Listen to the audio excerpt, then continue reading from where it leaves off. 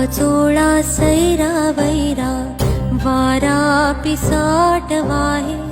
भयभीत उभे हे झाड पान पान शांत आहे सावल्या मुख्याने हलती भवताली विणती माया डोहाच्या खोल तळाशी अतृप्त पसरली छाया निशब्द तर